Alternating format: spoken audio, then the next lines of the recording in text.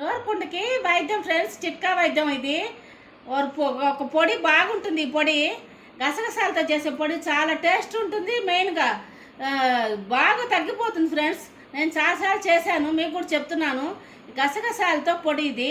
గసగసాలు 50 గ్రాములు, 50 గ్రాములు తినేశనగపప్పు, ఒకే ఒక స్పూన్ జీలకర్ర, కొంచెంగా చింతపండు, 4 ఎండుమిరపకాయలు. ఇది నోటిపుండుకి కదా, ఎక్కువ కారం అవసరం లేదు ఫ్రెండ్స్. ఒక టేబుల్ స్పూన్ సైజు టేబుల్ స్పూన్కి ఉప్పు, అంతే ఫ్రెండ్స్.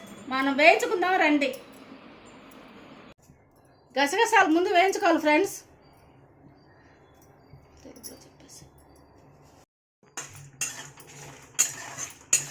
గసగసాలు, ఎండుమిరపకాయలు, జీలకర్ర వేసి వేయించుకోవాలి ఫ్రెండ్స్. ముందు తినేశనగపప్పు కూడా దీంట్లోనే వేసి 2 నిమిషాలు వేయించుకోవాలి. వేయించిందైనా పర్వాలేదు, వేయిస్తే బాగుంటుంది. ఎండు కొబ్బరి కూడా టేస్ట్ కోసం వేసుకోవాలి ఫ్రెండ్స్, బాగుంటుంది, చాలా బాగుంటుంది. అందుకోసం నేను వేస్తాను ఫ్రెండ్స్. మీరు అట్లా వేస్తే బాగుంటుందని నా ఉద్దేశం, నేను వేస్తాను. చింతపండు లాస్ట్లో వేసి వేయించుకోవాలి ఫ్రెండ్స్, లేకపోతే అంటుకోపోతుంది దీనికే మొత్తం గసగసలంతా. అందుకే బాగా వేయించుకుంటే అంటుకోదు, బాగా వస్తుంది.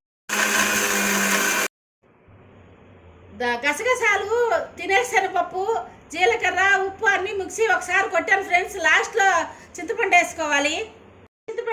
ఫ్రెండ్స్. అయిపోయింది, గసగసా పొడి రెడీ అయిపోయింది ఫ్రెండ్స్. లాస్ట్లో చింతపండు వేసి కొట్టాము. చాలా బాగా వచ్చింది, వాసన కూడా గుమ్మగుమ్మలాడిపోతుంది. చాలా అంటే చాలా బాగా వచ్చింది ఫ్రెండ్స్. మామ్స్ చిట్కాలు ఫ్రెండ్స్ నా ఛానల్. Please subscribe me.